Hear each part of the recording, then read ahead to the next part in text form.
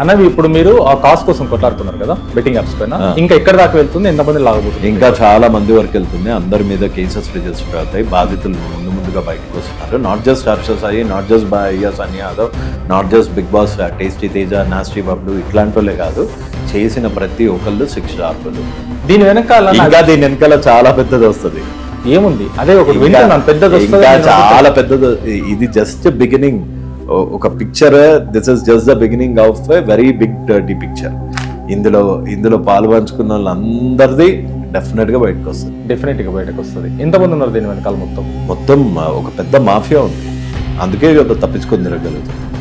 పెద్ద మాఫియా ఉంది దీని వెనకాల. అంటే మాఫియాను ఎంతో మంది బాధితులు ఏడుపుంది. కొంతమంది చనిపోయిన వాళ్ళు ఉన్నారు అందులో. వాళ్ళ ఫ్యామిలీస్ కూడా బయటకు వస్తున్నాయి. సునీల్ లాంటి గుండగాళ్ళు. సునీల్ అంటే హర్ష సాయి మామ, తను కూడా దీంట్లోనే ఇన్వాల్వ్ అయ్యాడు మొత్తం. వీళ్ళదంతా ఒక పెద్ద హవాలా కాల్ మనీ ర్యాకెట్. యోసం రెడ్డి గారు నమస్తే. నమస్తే అన్న, చాలా రోజులకి.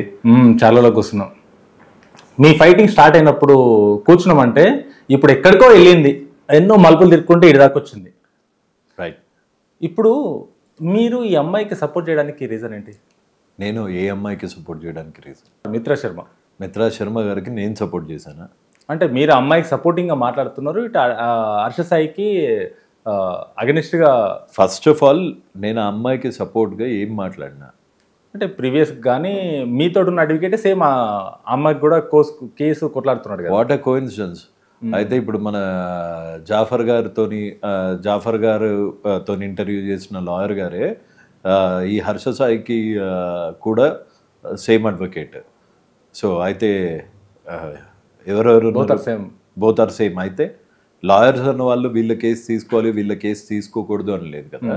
సో నేను హర్ష సాయి ప్రమోట్ చేస్తున్న ఇల్లీగల్ బెట్టింగ్ యాప్స్ ఆ ఫైట్ చూసి ఇట్లాంటి మిత్రా శర్మ లాంటి బాధితులు ఎవరైతే హర్ష సాయి వల్ల బ్లాక్మెయిల్కి గురయ్యారో, టార్చర్కి గురయ్యారో, ఇట్లాంటి వాళ్ళు బయటికి వచ్చారు. అంతేగాని నేను వాళ్ళకి సపోర్టింగ్గా ఒక స్టేట్మెంట్ చేయలేదు. ఒక అమ్మాయికి నేను మళ్ళీ ప్రతి ఇంటర్వ్యూలో చెప్పేది మళ్ళీ చెప్తున్నా, ఒక అమ్మాయికి ఒక అబ్బాయికి కన్సెంట్ బేస్డ్ సెక్స్ అవుతుందా లేకపోతే కన్సెంట్ లేకుండా రేప్ అవుతుందా, అది డిసైడ్ చేయడానికి మన దగ్గర చట్టాలు ఉన్నాయి, న్యాయాలు ఉన్నాయి, అవన్నీ అవుతుంది. నా పోరాటం బెట్టింగ్ యాప్స్ మీద. అందులో ఒక బెట్టింగ్ మాఫియా లీడర్ అయిన హర్ష సాయి, ఒక సైబర్ క్రిమినల్ అయిన హర్ష సాయి మీద స్టార్ట్ చేస్తే మెల్లిమెల్లిగా బాధితులు అన్న వాళ్ళు వస్తున్నారు. ఇప్పుడు మిత్ర గారు ఇవాళ బయటకు వచ్చారు, రేపొద్దున ఇంకొకళ్ళు వస్తారు. అలా 9 హార్డ్ డిస్కులు ఉన్నాయని గర్వంగా చెప్పుకున్న హర్ష సాయి, ఆ 9 హార్డ్ డిస్కుల్లో ఎంతమంది అమ్మాయిల జీవితాలు ఉన్నాయి, వాళ్ళందరూ కూడా డెఫినెట్గా బయటకు వస్తారు. వాళ్ళ నాన్న బాధితులు కూడా మెల్లిమెల్లిగా బయటకు వస్తున్నారా? ఎవరైనా వచ్చారు ఇప్పటిదాకా? చాలా మంది వచ్చారు. This is just the beginning of a very big dirty picture. Okay. Telugu స్టేట్స్లో number 1 criminal Harsha Sai and Radhakrishna కత్తిరే. హర్ష సాయి, రాధాకృష్ణ వాళ్ళ నాన్న. అంటే ఇంకెంతమంది ఉన్నారు అప్రాక్సిమేట్? 9 హార్డ్ డిస్కులు అంటే 9 హార్డ్ డిస్కులు అంటే అది హర్ష సాయి చెప్పాలి. ఎంతమంది ఆడియోస్ రికార్డ్ చేశాడు, ఎంతమంది ఉమెన్ని డీఫేమ్ చేయడానికి కంకణం కట్టుకున్నాడు, అదే హర్ష సాయి చెప్పాలి. నేను ఏదైనా ఆడియో తీసుకొచ్చి ఇగో ఈ అమ్మాయి ఇట్లా మాట్లాడింది అని నేను ఎక్కడన్నా పెట్టినానా? అది పెడుతున్న వాళ్ళకి తెలియాలి, వాళ్ళకు ఉండాలి బుద్ధి. నేనెందుకు మిత్రా శర్మ జిందాబాద్ అని నేను ఏమన్నా ప్లకార్డ్ పట్టుకుని ఉన్నానా? నేనే ఏమన్నాను ఫస్ట్ నుంచి, బెట్టింగ్ యాప్స్ మానేయండి, బెట్టింగ్ యాప్స్ వల్ల చాలా చావులు అవుతున్నాయి. నిన్న నిజామాబాద్లో అయింది. ఒక ఫ్యామిలీ ఓన్లీ 46 lakhs. కాకపోతే ఫ్యామిలీ నిజామాబాద్లో ఊరేసుకొని చనిపోయారు. ఇది నిజామాబాద్లో కాదు, వెస్ట్ గోదావరిలో. వెస్ట్ గోదావరిలో అసలు ఈ 3 రోజుల్లో 2 ఫ్యామిలీస్ కంప్లీట్గా నాశనం అయిపోయాయి. 2 ఫ్యామిలీస్. సిద్దిపేటలో ఒక పిల్లోడు పురుగుల మందు షాప్ నడిపించుకున్న పిల్లోడు అదే పురుగుల మందు తాగి చచ్చిపోయాడు. అవునంట, విన్నాను, చూసాను. సో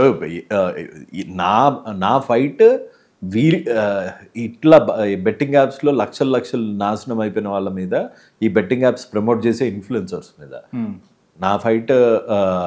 నేను ఇప్పటి వరకు హర్ష సాయి నువ్వు రేప్ ఎందుకు చేసావు, are you a rapist? Harsha Sai IT act మీద చేసే రేప్ గురించి మాట్లాడుతున్నాను నేను 6 months నుంచి. ఐటీ యాక్ట్ ఏం రేపు తెలంగాణ ఐటీ యాక్ట్ని 27 ఐటీ యాక్ట్ని హర్ష సాయి ఏదైతే రేప్ చేస్తున్నాడో దాని గురించి మాట్లాడుతున్నాడు. ఎలా చేస్తున్నాడు? డైరెక్ట్గా బెట్టింగ్ యాప్స్ ప్రమోట్ చేసి. Okay, what does the IT act what does the IT Act 2017 say? Are betting apps legal in Telangana and Andhra? అతను చేసేది లీగల్వా ఇల్లీగల్వా? Illegal. అసలు there is no legality here.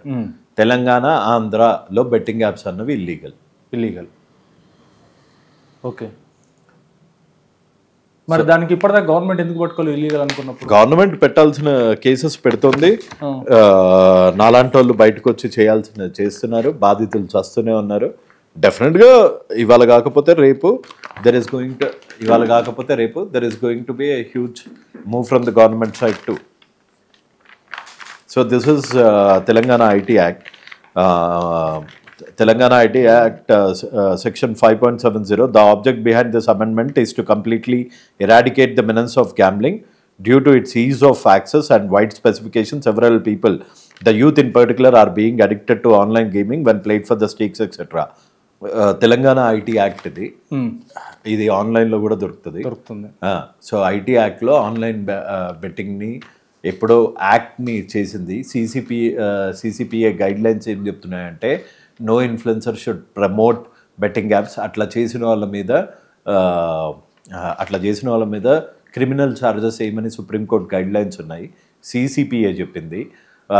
అసలు అవుతున్న టెర్రరిజం ఇదంతా సైబర్ టెర్రరిజం. ఇది new way of terrorism అనమాట. ఇండియాకి ఉండాల్సిన జిఎస్టీ, ఇండియాకి రావాల్సిన డబ్బులు కొన్ని లక్షల కోట్లు ఇట్లాంటి ఇన్ఫ్లుయెన్సర్స్ వల్ల ఫారెన్ కుర్సావో లాంటి కంట్రీస్కి తరలిపోతుంది. ఓకే, అదే డబ్బులతోని వాళ్ళు డ్రగ్స్ పంపిస్తున్నారు కంట్రీలోకి, అదే డబ్బులతోని వాళ్ళు గన్స్ పంపిస్తున్నారు. ఇంకా ఇంకా ఇంకా ఇది ఇండియా మీద జరిగే ఒక పెద్ద అటాక్ అనమాట. Memorandum of understanding as a Disha brand ambassador వాళ్ళు అప్పుడే పీకి పడేశారు.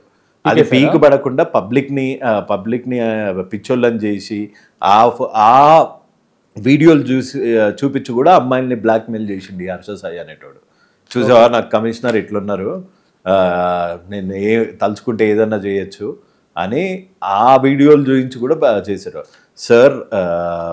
సార్ అప్పుడే ఎంఓయూ క్యాన్సిల్ చేసేసింది. And at the same time నా వీడియోస్ ఎక్కడా ఉండకూడదు, అవి తీసేయని కూడా డైరెక్ట్గా చెప్పారు. ఆయన మనోడు యూజ్ చేసుకొని కూడా బెదిరించాడు కామన్ పబ్లిక్ని.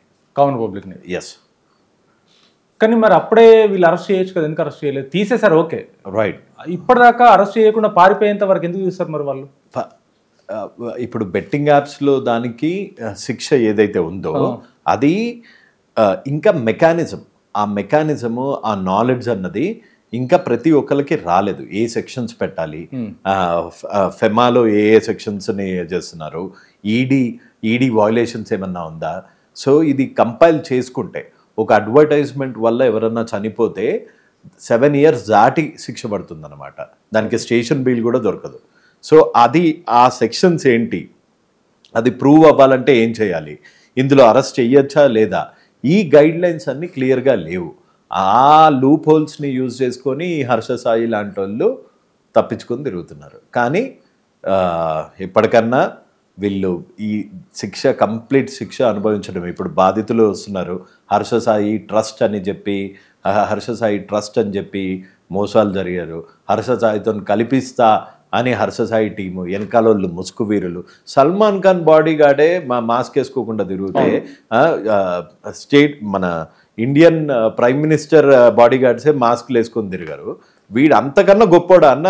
వీని వెనకాల ఎందుకు వాళ్ళకందరికి మాస్కులు? వాళ్ళతో ఏం దందా చేయిస్తున్నాడు? ఏం చూపిస్తున్నాడు అంటారు? ఎందుకు మాస్క్ వేసుకుని అంటారు? ఏం దందా చేయిస్తున్నాడు అంటే ఇప్పుడు నేను చెప్పినవన్నీ ఏందన్న రామాయణమా? అదే దందా. నాకు చెప్పిన ఏంటంటే అకౌంట్స్ అన్ని బ్లాంక్ అకౌంట్స్ అని వాళ్ళ బ్యాంక్ అకౌంట్స్ ఒకటే కాదు, బ్యాంక్ అకౌంట్స్ మనీ లాండరింగ్ ఒకటే కాదు, ఇంకా ఇంకా ఇంకా పెద్ద హర్ష సాయిని కల్పిస్తా, హర్ష సాయితో వీడియోలో మాట్లాడిస్తా, హర్ష సాయికి అగేన్స్ట్గా ఎవరన్నా మాట్లాడితే వాళ్ళకి డిస్లైక్లు కొట్టిస్తా, వాళ్ళ ఇంటర్వ్యూలు ఛానళ్ళ నుంచి తీపిచ్చేస్తా, డిస్లైక్లు కొట్టి ఆ యాక్టివిటీని అంతా చేస్తా, ఎవరైతే పోరాడుతారో వాళ్ళ గొంతు నొక్కేస్తా. ఇవన్నీ చేసేది కూడా వెనకాలన్న ముసుగు వీరులే. అంతేనా? మీ పైన కూడా ఒక కేసు పడ్డది కదా. నా మీద పడ్డ కేసు ఏంటి అంటే ఐడెంటిటీ థెఫ్ట్ అని హర్ష సాయి. ఇప్పుడు హర్ష సాయి అనేటోడు ఎక్కడోడు? ఆంధ్రప్రదేశ్. సో ఆంధ్రప్రదేశ్ అతను తెలంగాణకు వచ్చి ఒక కేసు పెట్టచ్చా? అంటే అతనికి అన్యాయం జరిగితే ఎక్కడ పెట్టాలి కేసు? అక్కడనే పెట్టాలి. ఒకవేళ ఇక్కడ కేసు పెడితే అది 0 FIR లాగా రిజిస్టర్ చేయాలి. అలా కాకుండా ఇక్కడికి వచ్చి సీతాఫల్ మండిలో ఉంటున్నట్టు, చిల్కల్గూడలో ఉన్నట్టు, సీతాఫల్ మండి కాదు, చిల్కల్గూడలో ఉన్నట్టు ఒక నకిలీ ఐడెంటిఫికేషన్ క్రియేట్ చేసుకొని వచ్చి ఇక్కడికి వచ్చి నా మీద కేసు ఎట్లా పెట్టగలిగాడు? చిల్కల్గూడ అంటే మన ఇమ్రాన్ ఉంటాడు కదా చిల్కల్గూడలో, నాకు తెలియదు. కానీ అక్కడ ఆ అడ్రస్ యూజ్ చేసుకొని ఎట్లా పెట్టగలిగాడు? ఎవరిని మేనేజ్ చేసి పెట్టగలిగాడు? ఇప్పుడు దాంతోపాటు తిని కూడా అబ్స్కాండింగ్లో ఉన్నాడని చెప్పేసి వింటున్నాం. ఇది ఎంతవరకు వాస్తవం? నాకు తెలియదు అన్న. నేను ఆ కేస్ కంప్లైంట్ కాపీ నా దగ్గర లేదు, FIR కాపీ నా దగ్గర లేదు. సో ఆ కేసు గురించి నేను ఎక్కువగా మాట్లాడదలుచుకున్నాను. ఇప్పుడు మీరు అందరు ఏమనుకుంటున్నారంటే మిత్రా శర్మకే మీరు వెనకాల బ్యాక్ సపోర్ట్ ఉన్నారు. మీరు బ్యాక్ సపోర్ట్ ఉండడం వల్లనే హర్ష సాయిని ఒక పెద్ద వ్యక్తి తట్టుకోవడం కష్టం ముందు అని చెప్పేసి ఇన్ని రోజులు రాలేదు. హర్ష సాయి బెట్టింగ్ యాప్ పైన మీరు పోరాడుతున్నారు, తనకు అగెనిస్ట్గా పోరాడుతున్నారు. అందుకని చెప్పేసి మీ సపోర్ట్ తీసుకొని ఈ అమ్మాయి బయటకు వచ్చిందని చెప్పేసి పబ్లిక్లో వాదనలు వినిపిస్తుంది. మంచిదే కదా. ఒక అమ్మాయి ఇవాళ ఒక్క ఆడపిల్ల వచ్చింది, రేపొద్దున ఇంకా ఆడపిల్లలు వస్తున్నారు. ఇప్పుడు రాధాకృష్ణ కత్రి అనేటోని ముఖమన్నా తెలుసా? వాడు ఇప్పుడు కాల్ మనీ సెక్స్ ర్యాకెట్ చేస్తున్నాడు అని ఇప్పుడు ఆధారాలతో పాటు బయటకు వస్తున్నాయి. అట్లనే వాడు చేసిన అక్రమాలు, వాడి వల్ల చనిపోయిన వాళ్ళు ఇప్పుడు అందరూ బయటకు వస్తున్నారు కదా. బయటకు వచ్చి మాట్లాడుతున్నారు. వాళ్ళు పోలీస్ కంప్లైంట్స్ ఇస్తున్నారు. ఆ 10 రూపాయల వడ్డీ, ₹1,00,000కి 10 రూపాయల డాక్యుమెంటేషన్ ఛార్జెస్ కలెక్ట్ చేసుకుంటాడంట. ఫోర్స్ఫుల్గా గుండాలను పంపించి కొన్ని వందల మంది ఆస్తులు అట్లా జప్తు చేసుకొని ఒక పెద్ద హవాలా నడిపిస్తున్న హౌలేహాడు రాధాకృష్ణ కత్రయ్య అనేటాడు. సో ఇవన్నీ ఇప్పుడు బయటకు వస్తే మంచిదే కదా. ఇది జస్ట్ నేను స్టార్ట్ చేసింది మటుకు బెట్టింగ్ యాప్స్ దాని గురించి. కానీ ఇందులో ఉన్న పెద్ద పెద్దోళ్ళు ఇందులో ఉన్న బెట్టింగ్ మాఫియా, ఇప్పుడు జానీ మాస్టర్ లాంటి నేషనల్ కొరియోగ్రాఫర్నే 2 రోజుల్లో పట్టుకోగలిగిన పోలీసు వాళ్ళు ఇట్లాంటి ఒక క్రిమినల్ని ఎందుకు పట్టుకోలేకపోతున్నారు? సరే, హర్ష సాయి భయపడి పారిపోయిండు విదేశాలకి, పట్టుకోవడం కొంచెం టెక్నికాలిటీ. ఇక్కడ ఏ రూమ్లో ఉన్నాడు అన్న వీడియో అది పెట్టాక RTV లాంటి ఛానల్స్, బిగ్ టీవీ లాంటి ఛానల్స్ అక్కడికి వెళ్ళి రీసెర్చ్ చేస్తే నేను చెప్పింది రైట్ అని తేల్చాయి. సో నాలాంటి నార్మల్ వాడికే వచ్చిన ఇన్ఫర్మేషన్ ఎందుకు హయ్యర్ అథారిటీస్కి రాలేదు? వాళ్ళకి ఇంకా టూల్స్ ఉంటాయి, అన్నీ ఉంటాయి. వాటిని పారిపోయే ముందే వాడిని పట్టుకోవచ్చు కదా. మొబైల్ ట్రాక్ చేయొచ్చు, ఇంకా టూల్స్ ఉంటాయి. రిలేటివ్స్ నెంబర్స్ తీసుకోవచ్చు, ఎవరి నెంబర్నన్నా ట్రాక్ చేసే అట్లీస్ట్ లొకేషన్ సర్వీసెస్ తీసుకునే యాక్సెసిబిలిటీ ఉంటుంది. వాళ్ళు ఎందుకు చేయలేదు? ఎందుకు హర్ష సాయి లాంటి క్రిమినల్ ఇప్పుడు పటాయా నుంచి బాలీకి వెళ్ళిపోయినట్టు కదా. బాలి హార్డ్ రాక్ కఫేలో ఉన్నాడని తెలిసింది. ఎట్లా ఉండగలిగిండు? ఇక్కడ క్రోమాలో ఎవరున్నారు? క్రోమా 302లో ఎవరున్నారు? ఇప్పుడు మరి ఇక్కడ ఆయన అక్కడ ఉన్నాడు. సరే, వాళ్ళ ఫాదర్ ఉన్నాడు కదా, మరి ఇక్కడనే వాళ్ళ ఫాదర్ కూడా అదే అడుగుతున్నా కదా. ఎందుకు పట్టుకోవట్లేదు? అదే వాళ్ళ ఫాదర్ని ఎందుకు పట్టుకోవట్లేదు? ఈ క్వశ్చన్స్ నాకు కాదు కదా. ఎందుకంటే మీరు ఆల్రెడీ నేనేం ఇన్వెస్టిగేషన్ ఆఫీసర్ కాదు కదా. ఎందుకు పట్టుకోవట్లేదు అన్న క్వశ్చన్ నేను ఆన్సర్ చేయలేను. దీని వెనకాల పెద్దవాళ్ళు ఎవరు ఉన్నారంటారు? ఉన్నారు కొంతమంది. ఆ పెద్దోళ్ళు కూడా సైడ్ లైన్లో అయిపోయి ఉన్నారు అని విన్నాను. సో అక్కడి వరకు అయితే తెలిసింది నాకు. పెద్దవాళ్ళు సైడ్ లైన్లో. మరి వాళ్ళ ఫాదర్ చేసిన అరాచకాలు ఏమో ఉంటాయి? కాల్ మనీ సెక్స్ ర్యాకెట్, మనుషుల్ని బెదిరించేవాడు, సునీల్ లాంటి గుండాలను పంపించేటోడు. సునీల్ అంటే హర్ష సాయి మామ. తను కూడా దీంట్లోనే ఇన్వాల్వ్ అయి ఉన్నాడు మొత్తం. వీళ్ళదంతా ఒక పెద్ద హవాలా కాల్ మనీ ర్యాకెట్ ఇది. కానీ వీళ్ళు ఇంత అరాచకం చేస్తుంటే ఇప్పుడు మీరు తీసుకొస్తున్న ఏమేమి ప్రూఫ్స్ ఉన్నాయి మీ దగ్గర? చాలా ఉన్నాయి. నా మీద పెట్టిన కేసులు ఉన్నాయి. హర్ష సాయి నా మీద పెట్టిన కేసులు, దొంగ కేసులు, దాని ఆధారాలు అవన్నీ A to Z. ఒకసారి చూపించండి, ఏమేమి కేసులు పెట్టారు మీ పైన, ఎన్ని కేసులు పడ్డాయి మొత్తం మీ మీద? అది మీకు సాఫ్ట్ కాపీ పంపిస్తా. నా మీద ఒక పరువు నష్టం దావా చేసిండు. ఓకే. వాళ్ళ ఫ్రెండ్ అయిన నాని పింకీతో ఒక కేసు వేయించిండు. తను ఇక్కడికి వచ్చి ఐడెంటిటీ దొంగ ఐడెంటిటీ క్రియేట్ చేసి తను ఒక కేసు వేసిండు. సరే, ఇప్పుడు హర్ష సాయి వాళ్ళ నాన్న వాళ్ళ మామ ఇది అనుకుంటే హర్ష సాయిని పారిపోయిందని చెప్పి మీరు చెప్తున్నారు. పటాయో సంథింగ్ ఎక్కడ ఉన్నాడు, బాలీలో ఉన్నాడు మీరు చెప్తున్నారు. వాళ్ళ నాన్నని ఇప్పటిదాకా పట్టుకోలేదు. కానీ ఇమ్రాన్కు దీనికి సంబంధం ఏంటి అసలు? ఇమ్రాన్ పేరు ఉందని మీకు ఎవరు చెప్పారు? అంటే లాస్ట్ టైం ప్రతి దాంట్లో డిబేట్ లో పాల్గొన్నప్పుడు కూడా సో ఇమ్రాన్ కి బెట్టింగ్ అప్లికేషన్స్ కి కనెక్షన్ ఏంటి అంటే నేను చెప్పగలుగుతాను ప్రాబబ్లీ, మీ ఇంటర్వ్యూలోనే చెప్పారు. అంతకు మించి నాకు ఇంకేం తెలుస్తుంది. ఈ కేసు అన్నది ఇది బెట్టింగ్ యాప్స్ మీద జరుగుతున్న కేసు కాదు, ఇది ఒక రేప్ మీద జరుగుతున్న కేసు. సో ఇందులో సెక్షన్స్ వేరు, ఇందులో ప్రొసీజర్స్ వేరు. దీనికి నాకు ఎట్లా సంబంధం ఉంటుంది? నేను కంప్లైంట్ కాపీ కూడా చూడలే. మాట్లాడినంత మాత్రాన ఇప్పుడు మీకు తెలిసిన వాళ్ళు ఎవరో రేప్కి గురయ్యారు, మీరు నాకు కంప్లైంట్ కాపీ తీసుకురా నేను డిస్ప్లే చేస్తా అని అంటారా? అన్నారు కదా. సో నేను దానికి దూరంగా ఉన్నా. అందుకే ఎందుకంటే ఇప్పుడు మీరు ఒక కాస్ కోసం బెట్టింగ్ యాప్లు కరెక్ట్ కాదు అని చెప్పేసి పోరాడుతున్నప్పుడు, రైట్, మీరు పోరాడుతున్నప్పుడు ఈయనున్నాడు ఎవరు, ఇమ్రాన్, యూట్యూబర్ ఇమ్రాన్ అప్పుడు ఉన్నాడు.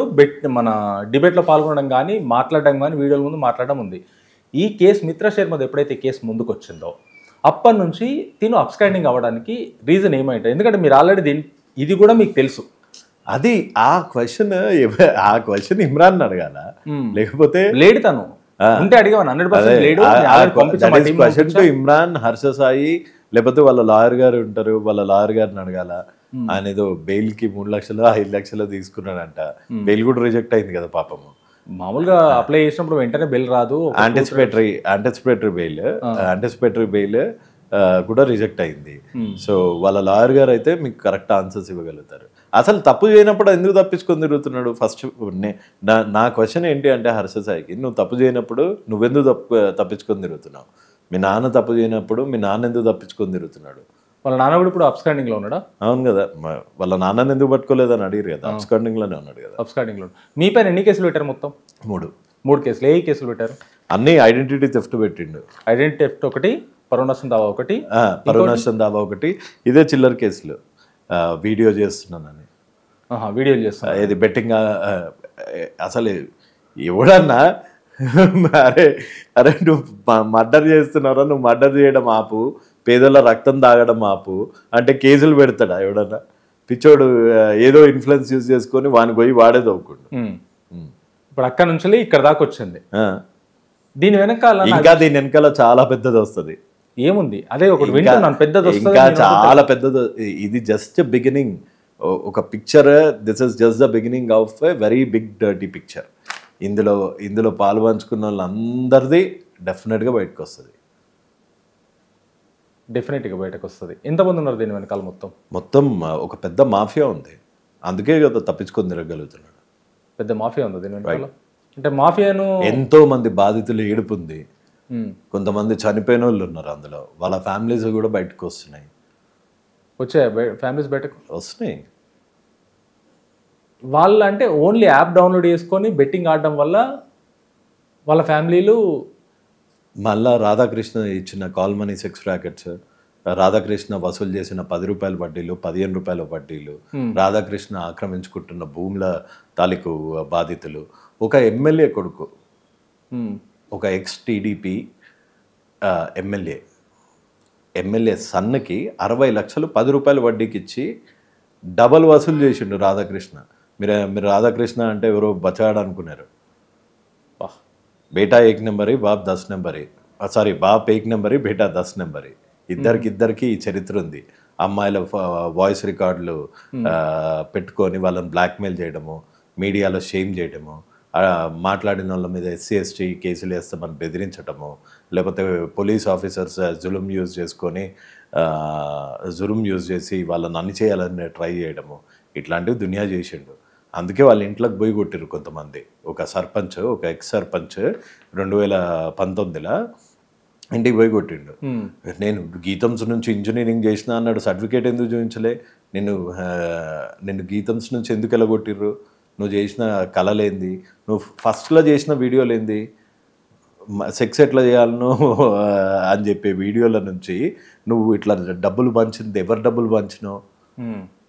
వాళ్ళని ఏం చేసినావు తర్వాత, నీ కారు నీ పేరు మీద లేదు, ఆదిలక్ష్మి పేరు మీద లేదు, లేకపోతే వాళ్ళ డాడీ రాధాకృష్ణ పేరు మీద లేదు, ఎవరి పేరు మీద ఉన్నాయి, మీరు అందరు ఎవరికి బినామీలాగా చేస్తున్నారు, ఈ డబ్బును అంతా ఎక్కడి నుంచి సిండికేట్ చేస్తున్నారు, ఎక్కడి నుంచి చేస్తున్నారు, ఇన్ని 100 కోట్లు ఎట్లా సంపాదించారు ఈ 5 ఏళ్లలో, ప్రతి ఒక్కదానికి రికార్డు ఉంది, ప్రూఫ్ ఉంది ప్రతి ఒక్కదానికి. మరి ఎప్పుడు బయట పెడతారు వాటిని?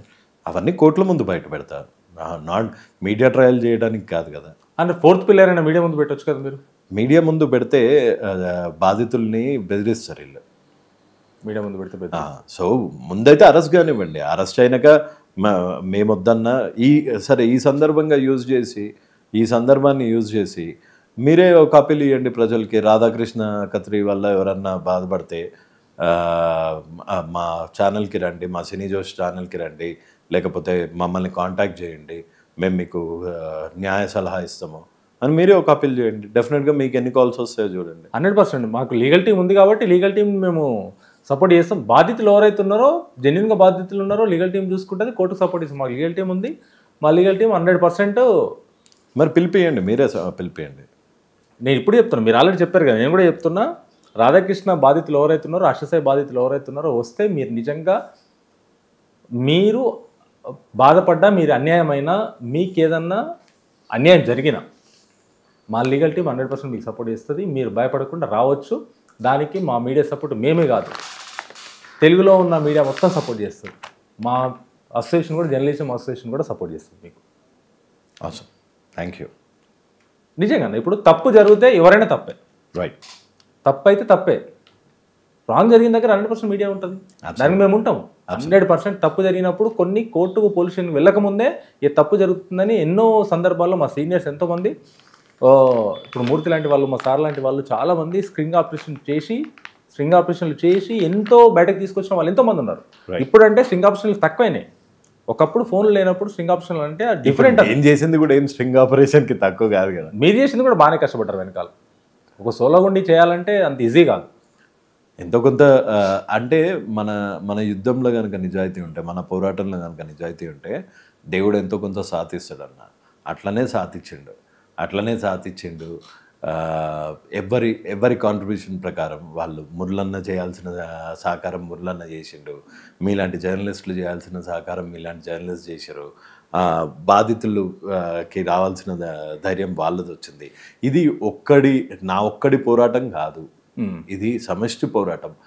ఎవ్వరు వాళ్ళు చేయాల్సింది చేసాం కాబట్టి we are all whistle blowers in this country.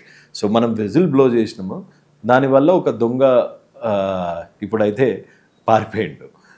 చట్టానికి దొరికితే ఇంకా హ్యాపీగా ఉంటుండే. ఇంకా కొంతమంది యూట్యూబర్స్ కూడా బెట్టింగ్ యాప్స్ టిల్ నౌ చేస్తున్నారు.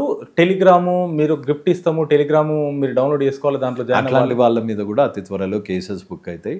వాళ్ళు కూడా దేశం వదిలి పారిపోవాల్సిన అవసరం ఉంది. కొంతమంది ఇక్కడ అదే సంపాదించి కార్ డాష్బోర్డ్ మీద లక్షల డబ్బు పెట్టి పంచుతున్నాను చూపించేసి గోవాలు వెళ్ళి రెస్టారెంట్లు కొనుక్కొని, అట్లాంటి వాళ్ళందరూ కూడా దేశం వదిలి పారిపోవాల్సిన రోజు అతి దగ్గరలో ఉంది. ప్రీవియస్ చేసి మానేసిన వాళ్ళ కూడా పైన పడుతుందా? ఇప్పుడు మర్డర్ చేసేసి ఇప్పుడు నేను మర్డర్ చేయట్లేదు, డ్రగ్స్ అమ్మేసి ఇప్పుడు నేను డ్రగ్స్ అమ్మట్లేదు అంటే ప్రీవియస్ అయితే విక్టమే కదా. ప్రీవియస్ అయితే తప్పు చేసినావు కదా. సో ఎప్పటికో అప్పుడు మానితే శిక్ష అన్న తగ్గచ్చు, అంతేగాని అబ్బా అప్పుడు చేసిరు కదా తెలియక చిన్నపిల్లోడువా, ఒక పని చేసే ముందు ఇది రైటా రాంగా అన్నది చూసుకునే బుద్ధి లేదా? డబ్బులు వస్తామంటే ఏ పనన్నా చేసేస్తారా? కానీ ఇప్పుడు హర్షసాయికి బెట్టింగ్ యాప్స్ తప్పు అని చెప్పేసి మీరు పోరాడుతున్నారు. మరి అమ్మాయికి మీరు సపోర్ట్ చేయట్లేదు అంటారు, ఎందుకు సపోర్ట్ చేయట్లేదు మీరు? అమ్మాయి సపోర్ట్ చేయట్లేదు అన్న మోరల్ సపోర్ట్ ఇస్తాము. ఇప్పుడు ఒక అమ్మాయికి అబ్బాయికి జరిగింది ఏంది అన్నది అది కాన్సెప్ట్ బేస్డ్ రిలేషనా, వాళ్ళకి ఏమైంది మధ్యలో, వాళ్ళ ఏ కాన్వర్జేషన్ వచ్చింది, అసలు వాళ్ళు ఎట్లా కలిశారు అన్నది వాళ్ళిద్దరు ఎక్స్ప్లెయిన్ చేసుకోవాలి. దానికి అయినా కోర్ట్స్ ఉన్నాయి, వాళ్ళ తరఫున న్యాయవాదులు ఉన్నారు, వాళ్ళు చేస్తారు. నాలాంటి వాళ్ళు, శేఖర్ భాష లాంటి వాళ్ళు వచ్చి ఒకళ్ళకి వకాలత్గా తీసుకొని వాయిస్ రికార్డులు, ఇప్పుడు మొన్న చెప్పినట్టే ఇప్పుడు కోల్కతా రేప్ విక్టిమ్ లక్కీగా మన రాష్ట్రంలో లేదు కాబట్టి లేకపోతే ఈ శేఖర్ భాష లాంటి వాళ్ళు వచ్చి ఆ కోల్కతా రేప్ విక్టిమ్ కూడా చాలా చెడ్డది, ఆమెది ఇగో వాయిస్ రికార్డులు, ఆమె ఎప్పుడో తీసుకున్న మోడర్న్ పిక్చర్స్ థంబ్నెయిల్గా పెట్టి వాయిస్ రికార్డ్స్ ఇప్పుడు దీనికి దానికి డిఫరెన్షియేషన్ లేదా? Differentiation, what is the difference? ఒక ఆడపిల్ల బయటకు వచ్చి అయ్యింది అని చెప్తే నువ్వు ప్రతి ఒక్క రేప్ కేసు పెట్టారు అనగానే నువ్వు ప్రత్యక్షం అయిపోయి ఆ అమ్మాయి ఆడియో చేయాలంటే ఈ దేశంలో కోర్టులు లేవా? లేకపోతే నీ దగ్గర సర్టిఫికేట్ తీసుకున్న తర్వాత అంటే అయితే ఇప్పుడు ఒక పని చేద్దాం అన్న, ఇప్పటి నుంచి ఏంటంటే ఎవరన్నా రేప్ కేసు వేద్దామని అనుకునే వాళ్ళు శేఖర్ భాష దగ్గరికి వెళ్ళి ఆడియోస్ అవన్నీ ఉన్నాయా లేవా అని ఒక అథారిటీ తీసుకొని అప్పుడు వాళ్ళు వెళ్ళి కేసు ఫైల్ చేయండి. ఇట్లా లా నడుస్తుందా మన దగ్గర? కోర్టులు లేవా? అడ్వకేట్స్ లేరా? మీడియాకి వెళ్ళొచ్చు, కోర్టుకి మీడియాకి ఎందుకు మీడియాకి ఎప్పుడు వెళ్ళాలి? బాధపడ్డోళ్ళు వెళ్ళాలి. ఈ మధ్యలో వచ్చి ఆడియోస్ ఇప్పుడు ఒక ఇద్దరు మనుషుల మధ్యలోకి వెళ్ళిపోయి వాళ్ళిద్దరు ఏం మాట్లాడుకున్నారో ఒకడు ఆడియో రికార్డ్ వినిపిస్తున్నాడు అంటే అర్థమైంది నువ్వు క్రైమ్ చేస్తావు అని నీకు ముందే తెలిసి నువ్వు ఒక ముందు జాగ్రత్త చర్యల ఇప్పుడు ఎవడన్నా వాని ఆడియో రికార్డ్ చేసేటోడు వాని రికార్డులో ఏమే అని గలీజ్ మాటలు మాట్లాడతాడా? లేకపోతే నిన్ను రేపు మంచిగా చేసిన అని అడుగుతాడా? చెప్పడు. ఎందుకంటే వాడు ఆడియోలో వాడు హీరో ఉంటాడు. సో అందుకని అమ్మాయిని బ్యాడ్గా పోర్ట్రే చేసిన ఆడియోసే రికార్డు చేసుకొని అది వచ్చి మీడియా ముందు వచ్చి ఇక్కడ జనాల్ని తప్పుదో చేయాలని ట్రై చేస్తున్నావు, మీలాంటి మీడియా ఛానల్ని తప్పుదో పట్టించాలని ట్రై చేస్తున్నావు, పోలీసులను తప్పుదో పట్టించాలని ట్రై చేస్తున్నావు. Are you the system? నీ దగ్గర నాకు రేప్ అయ్యింది, నా మీద అఘాయిత్యం జరిగింది అని బయటకు వచ్చి చెప్పుకోనికి ఈ శేఖర్ భాష లాంటి వాళ్ళ దగ్గర సర్టిఫికేట్ తీసుకొని హాస్పిటల్కి వెళ్ళాలనా? దేనికి అవసరం లేదు. మరి ఎందుకు అసలు ఇట్లాంటి వాళ్ళు ఎందుకు వస్తున్నారు మధ్యలోకి? అక్కడ రాజ్ తరుణ్ ఫ్రెండ్ అని వచ్చినావు, జానీ మాస్టర్ దాంట్లో దూరిపోతున్నావు. అందుకే హైకోర్టు చెప్పుతో కొట్టినట్టు వచ్చింది కదా వీడియోలు అన్నీ తీయాలి అని. ఎవరెవరైతే ఆ వాయిస్ రికార్డులు పెట్టిర్రో టెలికాస్ట్ అవన్నీ తీసేయాలి అని గవర్నమెంట్ ఆర్డర్ అన్నట్టు మీకు ఆ స్క్రీన్ షాట్ కూడా అందుకే పెట్టిర్రు. తప్పు కాదన్న. ఒక అమ్మాయి ఒక మన దేశంలో ఒక లా ఉంది, ఒక చట్టం ద్వారా నడవాల్సిన కార్యక్రమాన్ని నువ్వు మధ్యలోకి వచ్చేసి నేను హైజాక్ చేసి ఒకళ్ళని విక్టిమ్ని ఇంకా సఫర్గా చేస్తా, ఆమె మోడెస్టీని కుమిలి ఏడ్చేటట్టు చేస్తా అంటే నువ్వెవరు బై? Who are you? అందుకే హైకోర్టు ఆర్డర్ కరెక్ట్ ఇచ్చింది. అసలు నాకు తెలిసి ఇట్లా మామూలు కూడా కాదు, క్రిమినల్ కేసెస్ వేయాలి ఇట్లాంటి వాళ్ళ మీద. ఏదో ఒక్క విషయంలో అంటే పీపుల్ టాలరేటెడ్, కానీ ప్రతి విషయంలో దూరి ఇంకా నిజంగా ఇట్లాంటి ఇగో ఒక్క నిమిషం అన్నా చెప్పండి, నిన్ను ఒక పర్సనల్ క్వశ్చన్ అడగండి. Think it from A women perspective. నీది ఏదన్నా రేప్ అయిపోయింది అనుకో, నువ్వు ఈ మిత్ర గారికి జరిగింది చూసి, ఈ అమ్మాయి లావణ్యకి జరిగింది చూసి, ఆ అమ్మాయి జానీ మాస్టర్ ఆ అమ్మాయి పేరు తెలియదు, ఆ అమ్మాయికి జరిగింది చూసి నీకు నిజంగా బాధితురాలు ఈ శేఖర్ భాషను చూసి భయపడే పరిస్థితి ఉందా లేదా? Direct question. కొంత తప్పు చేస్తే ఇంత బద్నాం చేస్తున్నాడు, మీడియాకి వచ్చిన ఆడియోస్ ఇస్తున్నాడు, నేను ఎప్పుడో దిగిన పబ్లో దిగిన ఫోటోలు బయట పెడుతున్నాడు, నేను ఎప్పుడో మాట్లాడింది తీసి మీడియాలో పెడుతున్నాడు, సంబంధం లేకపోయినా మధ్యలోకి వచ్చి నా మీద అటాక్ చేస్తున్నాడు అని భయపడరా? ఇంత బద్నాం చేస్తుంటే భయపడరా? తప్పు చేయనప్పుడు భయపడకపోతే అంటే రేప్ అయిపోతే అదే వాళ్ళకు పడ్డ శిక్ష. ఇది వాళ్ళ బద్నసీబీ బాలేక వాళ్ళు పోయి చట్టాన్ని పట్టుకుందామంటే మధ్యలో ఇట్లాంటి వాడు వచ్చి వాళ్ళని ఇంకా బద్నాం చేస్తా ఉంటే ఏమను కదా. తను కాసేందంటే అన్న మీ ఇంట్లో ఎవరన్నా నేను అట్లా అనలే, మీ ఇంట్లో ఎవరన్నా ఇట్లాంటి శేఖర్ భాషలు వచ్చి బద్నాం చేస్తా ఉంటే, ఎందుకంటే audio there is something called consent. Consent వాళ్ళకి మధ్యలో ఏమైందో ఇప్పుడు అంతెందుకన్నా మీ ఇంట్లో ఎవరిదన్నా నేను ఆడియో రిలీజ్ చేసి వీళ్ళు ఇట్లాంటి వాళ్ళు అని నేను ఆడియో రిలీజ్ చేసి ఊరుకుంటావా నువ్వు? మరి ఆ అమ్మాయిలకి ఇంట్లో లేరా? ఉంటారు. మరి ఎందుకు రిలీజ్ చేస్తున్నాడు? ఏదో ఒకటంటే అతని ఫ్రెండ్ అని చెప్పిండండి వదిలేసినాం. ప్రతి దాంట్లో ఎందుకు వస్తున్నారు ఇట్లాంటి? ఈ పెద్ద ముఠా తయారవుతుంది. దీనికి అడ్డుకట్ట వేశారంటారు ఎవరు? కోర్టు. హైకోర్టు వేసింది కదా, నేనే లేదు. పెద్ద ముఠా తయారవుతుంది. ప్రతి ఒక్కళ్ళ దాంట్లోకి వచ్చి ఫోన్ పట్టుకొని సాగదీస్తూ మాట్లాడితే ఏందన్న అది అర్థము? అంటే కాన్స్టిట్యూషన్ లేదా? వాళ్ళకి రైట్స్ లేవా? వాళ్ళు వచ్చి శేఖర్ భాషకు కూడా కంప్లైంట్ ఇచ్చుకోలేదు. వాళ్ళు పోయి పోలీస్ స్టేషన్లో కంప్లైంట్ ఇచ్చుకుంటా అంటే లేదు నేను వస్తా మధ్యలో అనుకుంటా మధ్యలూరికి ఏందన్నా అది చిల్లర కథలు. రేపొద్దున శేఖర్ భాష చెల్లెనో శేఖర్ భాష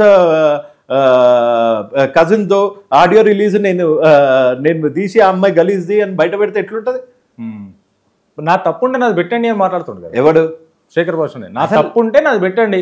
ఇప్పుడు ఇద్దరు శేఖర్ భాషది పెడతా అంటలేను, శేఖర్ భాషది పెడతలే అంటలేను. మన ఇంట్లో పిల్లలదే వాళ్ళకి ఏదో పంచాయతీ అయ్యి వాళ్ళు పోలీస్ స్టేషన్కి వెళ్తే ఇట్లాంటి వాళ్ళు మధ్యలో వచ్చి వాళ్ళ ఫోటోలు వాళ్ళ ఆడియోలు లీక్ చేస్తూ ఉంటాయి. కోర్టులో అన్నది నేను అనట్లేదు. There is a legal procedure in our country. కోర్టులో కాదు, మీడియాలో కూర్చొని ఒక బత్తాయి ఛానల్లో కూర్చొని ఇదిగోండి ఆడియో ప్రూఫ్ అంటే అది ఎడిటెడ్ కాదా, నీ దగ్గర ఎట్లొచ్చింది ఆడియో, దాని ఆథెంటిసిటీ ఏంది, ఏఐయా మార్ఫుడా? నువ్వెవరు జడ్జిమెంట్ ఇవ్వడానికి ఇక్కడ అమ్మాయిది తప్ప అబ్బాయిది తప్ప అని? కోర్టుల కన్నా నువ్వు సుప్రీమా? లేకపోతే రేప్ గురైన వాళ్ళందరూ ముందుకు వచ్చి నీ దగ్గర ప్రాధేయపడాలా మమ్మల్ని బద్నాం చేయొద్దు అని? అట్లాంటిది ఏదైనా ఉంటే చెప్పు. ఎందుకంటే ఈరోజు వస్తాడు నా దగ్గరికి, ఈ విషయాన్ని నేను పక్కా 100% అడుగుతాను. డెఫినెట్గా అడగండి. నేను అడిగేది చాలా సానుభూతితో అడుగుతున్నా. ఇప్పుడు ఆ లావణ్య రాజ్ తరుణ్ మధ్యలో జరిగింది ఏంటి అన్నది లేదు. ఇతను వచ్చి పోరాడాడు, చెప్పు దెబ్బలు తిన్నాడు, పాపం కష్టపడ్డాడు, ఏదో ఒకటి పార్షల్గా ఇతను విజయం సాధించాడనే అనుకుందాం. ప్రతి దాంట్లో దూరిపోతా అంటే హర్షసాయి దాంట్లో దూరిపోతా, అదేది మన జానీ మాస్టర్ దాంట్లో దూరిపోతా, అక్కడ మైనర్ అంటే ఇక రేపొద్దున కోల్కతా దాంట్లో దూరిపోతా. దాంట్లో డిఫరెంట్ కైండ్ ఆఫ్ ఉన్నాయి. ఎందుకంటే ఫిల్మ్ ఇండస్ట్రీ పెద్దవాళ్ళు అదే మరి డిఫరెంట్ ప్రతి దాంట్లో మైనర్ అంటున్నారు. మన డి షోలో 18 years వరకు అగ్రిమెంట్ చేసుకున్న తర్వాత 18 years క్రాస్ అయిన తర్వాతనే తీసుకుంటారు, అదే జోడీ అంటది. అదే దాని గురించి ఇక మనకు పూర్తిగా తెలియదు ఆ కేసు. అదే ఆ క్వశ్చన్స్ రైజ్ చేయాల్సింది honourable court, honourable lawyers, advocates. They need to deal with it. అవును. Somebody like Ravi, somebody like Shekhar Basha, somebody like Anjaneelu cannot question it. Even if they want to question it, they have to question the process, not the victim. ఒక్కసారి దేంట్లో fourth pillar అన్నప్పుడు media ముందుకు వచ్చినప్పుడు ఒక్కసారి victim కానీ person కానీ ఇద్దరిలో ఎవరైనా ఒకరు మీడియా ముందుకు వచ్చినప్పుడు అది పబ్లిక్ అవుతుంది. పబ్లిక్ అయినప్పుడు దానికి సంబంధించిన విషయం ఏదైతే ఉందో పబ్లిక్లో మాట్లాడుకోవడం తప్పులేదు. పబ్లిక్ అన్నప్పుడు పబ్లిక్లో జరిగిన విషయము, లేకపోతే పబ్లిక్లో జరిగిన విషయము, పబ్లిక్లో ప్రూఫ్ ఆథెంటిసిటీ అనే ఒకటి ఉంటుంది. అవును. దానికి స్టాండర్డ్ ఆథెంటిసిటీ ఇచ్చింది ఎవరు? శేఖర్ భాష దగ్గర ఉన్న ఆడియోస్ తనకి ఎట్లా వచ్చాయి? కోర్టు అడుగుతుంది. లేకుంటే ఇక్కడ ఎవరైతే ఆ కోర్టు అడిగే కదన్నా అవన్నీ తీసేమని ఆర్డర్ ఇచ్చింది, వీళ్ళ మీద నోటీసెస్ పంపించింది, నువ్వు ఎట్లా చేస్తావు అని. ఇంకెవరు అడగాలి? సామాన్య జనాలు కూడా వచ్చి అడగాలి. సామాన్య జనాలు క్వశ్చన్ చేస్తారు, కింద కమెంట్ క్వశ్చన్ చేసే ఆప్షన్ వాళ్ళకు ఉంటుంది. మన దాంట్లో అది ఏంటంటే పబ్లిక్ ని తప్పుదోవ పట్టించడం, చట్టాల మీద గౌరవం లేకుండా పబ్లిక్ ని తప్పుదోవ పట్టించడం, అది అంతేగాని నేను ఇక్కడ ఎవరిది సైడ్ తీసుకోవట్లే. ఇట్లా అయ్యింది రేపు, ఇట్లా బ్లాక్మెయిల్ అయ్యింది అని నేను ఎక్కడన్నా వచ్చి చెప్పానా మీకు? చెప్పలే. నేను నా కాజ్ వేరే, నా డైరెక్షన్ వేరే, నా ఫైట్ వేరే. నేను దాని గురించి మాట్లాడుతున్నా. అండ్ ఇందులో ఈ జడ్జిమెంట్ వచ్చింది కాబట్టి this is a humble request. ఇక మీద మీకు తెలిసిన దాంట్లో వస్తే పర్వాలేదండి, ఇంకా ప్రతి దాంట్లోకి వచ్చేసి పత్తాపారం మొదలు పెట్టకండి. పాపం బాధితులు ఇంకా ముందుకు రావడానికి కూడా భయపడతారు. అన్న ఇప్పుడు మీరు ఆ కాస్ కోసం కొట్లాడుతున్నారు కదా బెట్టింగ్ యాప్స్ పైన, ఇంకా ఎక్కడ దాకా వెళ్తుంది? ఎంతమంది లాగబోతుంది? ఇంకా చాలా మంది వరకు వెళ్తుంది. అందరి మీద కేసెస్ రిజిస్టర్ అవుతాయి. బాధితులు ముందుగా బయటకు వస్తున్నారు. Not just Harsha Sai, not just Sunny Yadav, not just Bigg Boss Tasty Teja, nasty Bablu ఇట్లాంటి కాదు, చేసిన ప్రతి ఒక్కళ్ళు శిక్షార్హులు, ప్రతి ఒక్కళ్ళు.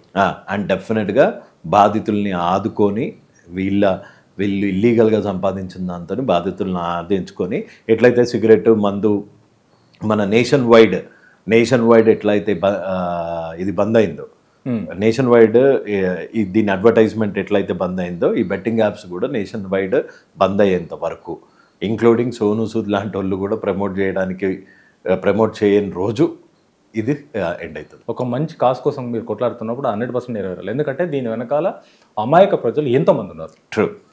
అది వాళ్ళు అన్యాయం అవ్వకుండా ఉండాలి. ఎందుకంటే ఒక అబ్బాయి ఆన్లైన్లో బెట్టింగ్ యాప్స్ ఆడుతున్నాడు అంటే దాన్ని వెనకాల వాడు అప్పులు తీసుకొని ఆన్లైన్లో అప్పులు తీసుకొని వాడు లైఫ్ ఎంతవరకు స్పాల్ అయ్యి వాడు అమ్మే మందు పురుగుల మందు తాగి చచ్చిపోయిన రోజులు ఎన్నో ఉన్నాయి. మనం ఎంతో న్యూస్ వింటున్నాం. మీకు అది పంపిస్తాను, ఉన్న ఫొటోస్ పంపిస్తాను. దయచేసి అవేర్నెస్ క్రియేట్ చేయండి. 100% క్రియేట్ చేస్తా. మీరు చెప్పిన దానికి కూడా మా లీగల్ టీం ఉంటుంది. మీకు 100% ఎవరైతే విక్టిమ్స్ ఉన్నారో ఎవరైతే బాధపడి ఉన్నారో వాళ్ళకి 100% సపోర్ట్ చేయడానికి వాళ్ళు ముందుకు వస్తే మా లీగల్ టీం 100% సపోర్ట్ చేస్తుంది. దానికి కావాల్సిన ఎంతవరకు అయితే కోర్టు వరకు వెళ్ళాలో, కోర్టులో ఎంతవరకు న్యాయం జరగాలో అది తీసుకెళ్లే బాధ్యత మాది. మేము రెడీగా ఉంటాం. థ్యాంక్ యూ సో మచ్ అన్న. థ్యాంక్స్ అన్న. జై హింద్. జై హింద్.